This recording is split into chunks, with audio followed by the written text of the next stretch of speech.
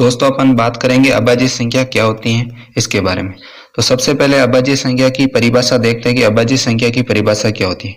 अभाज्य संख्या वह संख्या होती है जो एक से बड़ी हो और उसके केवल और केवल दो ही गुणनखंड हो और वो गुणनखंड एक और वह खुद संख्या हो तो वो अभाज्य संख्या कहलाती है। या फिर अपन कह सकते हैं कि अभाज्य संख्या वह होती है जिसके केवल दो धनात्मक पूर्णांक गुणनखंड होते हैं और पहला गुणनखंड एक होता है और दूसरा है वह संख्या खुद होती है।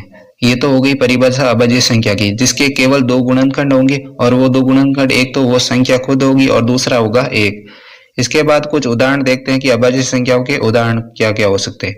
तो अभाज्य संख्याओं के उदाहरण यहाँ पे लिखा हुआ है। अभाज्य संख्या 7 है, वो एक अभाज्य संख्या है। क्यों अभाज्य संख्या है? क्योंकि इसके केवल दो ही गुणनखंड है और वो गुणनखंड है 1 और 7। 6 को अभाज्य संख्या इसलिए नहीं माना है क्योंकि 6 के गुणनखंड हो रहे हैं 6 के गुणनखंड 1, 2 और 3 और 6 के गुणनखंड 2 से अधिक हो गए, इसलिए ये अभाज्य संख्या नहीं है।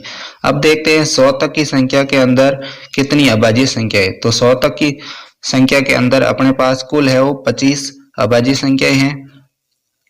और कौन कौन सी अभाज्य संख्या है ये दे रखी है, 2, 3, 5, 7, 11, 13। ये 100 तक कुल है वो 25 अभाज्य संख्या है। ये थी अभाज्य संख्या के बारे में छोटी सी जानकारी कैसी लगी? क्या आपको पहले से अभाज्य संख्या के बारे में पता था? तो कमेंट करके जरूर बताइए।